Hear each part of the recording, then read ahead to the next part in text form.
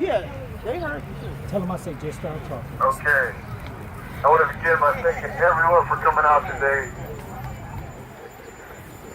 to be here at this historic moment. It's a great event, and I'm happy that you were able to be a part of it, and I'm grateful to be a part of it as well. My name is Efren Paredes Jr., and I am co-organizer of today's event. I am also a Michigan juvenile lifer from Berrien County who has been incarcerated 28 years since the age of 15. I am now 44 years old. I am honored to join you today in solidarity to shine a spotlight on the cruel, extreme, and unforgiving life without parole sentences that were imposed on 363 prisoners who were juveniles at the time of their arrest. Michigan shamefully incarcerates the second largest population of juvenile lifers in the nation. 70% of Michigan juvenile lifers are people of color, a racial disproportionality that compounds this injustice and human tragedy. As you heard earlier in the program, prosecutors from Berrien, Tennessee, Macomb, Oakland, and Saginaw counties are seeking life without parole sentences for almost all the 100 juvenile lifer cases in those counties being resentenced. Wayne County is seeking life without parole sentences for 61 of the 158 cases in its jurisdiction. They are doing this despite the U.S. Supreme Court making it abundantly clear in a ruling 5 years ago that life without parole sentences should become rare, uncommon, and only reserved for individuals who are incapable of change for the remainder of their lives. In recent years, 19 states have banned life without parole sentences for juvenile offenders, and 6 states have no juvenile serving the deplorable sentence. This means that half the country has abandoned the practice, while many Michigan prosecutors have maliciously obstructed justice in juvenile lifer cases for the past 5 years. During that time, 6 juvenile lifers have sadly died awaiting the justice they were never fortunate enough to receive. Prisoners serving life sentences are paroled statistically have less than a 2% chance of reoffending. They have ranked the lowest of all offense categories for over 100 years and consistently demonstrated they can be safely returned to society with minimal risk or danger to the public. We stand here at a critical moment in history. Children for generations will be impacted by our decision to act or our unwillingness to do so. We cannot sit silently in the periphery as spectators and allow the lives and futures of our young people to be carelessly thrown away. We betray humanity when we condemn people to die in prison because of mistakes they made when they were children.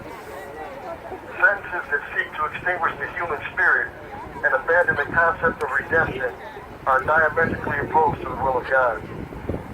It is also cruel, inhumane, and un-American to keep prisoners incarcerated beyond the time necessary to rehabilitate them.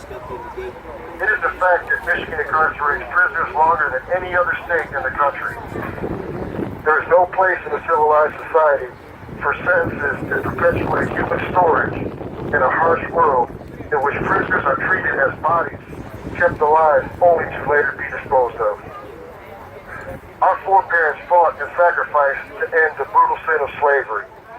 They fought for women's rights, the right of people of color to vote, to end segregation and inequality, and scores of other injustices. It is in this same spirit that we come together today to end life without parole sentences for youth and reform our criminal justice system. Today we are calling on prosecutors to uphold the Model Rules of Professional Responsibility statement as ministers of justice. For them to have more than a nominal commitment to rehabilitation, to stop pursuing life without parole sentences that are at odds with U.S. Supreme Court rulings, and to stop delaying juvenile life sentencing hearings across the state. We're calling on judges to impose the minimum term of year sentence allowed pursuant to FCL 769.25 for all juvenile lifers being resentenced, and to stop imposing life without parole sentences on juvenile offenders. When it comes to lawmakers, we're calling on them to pass legislation to abolish life without parole sentences for juvenile offenders in Michigan altogether, to give jurisdiction to the parole board to begin reviewing all juvenile lifer cases, the meaningful parole consideration annually after serving 15 years, and to allow juvenile offenders who are resentenced to receive good time and disciplinary credits, which is currently not being allowed. Prosecutors must stop exploiting this issue for political gain and end their deliberate efforts to subvert justice. Abuse of authority, wasteful spending of taxpayer dollars, and refusal to adhere to the rule of law and principle of fairness all constitute prosecutorial misconduct. We can assure you that citizens will not forget about this at the ballot box during the next election cycle. We are committed to organizing a massive voter bloc of citizens to replace officials engaging in misconduct or exhibiting failed leadership. An email group is currently being developed for supporters to join and remain a part of our campaign for prison reform.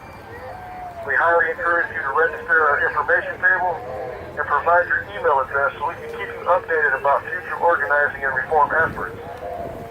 We also have plans to form a political action committee to address criminal justice reform, which we will unveil in the coming weeks. Today only marks the beginning of a protracted campaign to galvanize voters to reform our criminal justice system and 3 branches of state government at every level. The list will include the governor, lawmakers, mayors, judges, prosecutors, city clerks, and other officers. With 100,000 citizens entangled in the state's criminal justice system, their friends and family members number well over 1 million voters. Countless lives have suffered and been devastated by the chilling effect of the state's draconian mass incarceration policies and raids to incarcerate. Elected officials will discover the enormous impact that this number represents in the coming months as we mobilize citizens, their families, friends, and neighbors to cast their votes during the next election cycle. They will become the living, breathing embodiment of the truth that power lies in the people. On behalf of Michigan's juvenile lifers, thank you all for coming out today and supporting our efforts to help everyone impacted by mass incarceration in some way. Thank you for keeping the torch of hope burning and being our lifeline.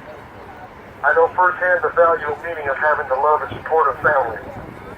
My parents and family have faithfully stood by my side for nearly 3 decades of incarceration and fiercely fought for me to return home. Their support is a precious gift that can mean the difference between living a life filled with hope or drowning in an ocean of despair.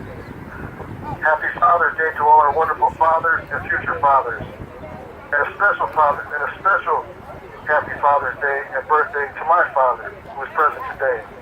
Thank you all for listening and being a part of this incredible event. Thank you.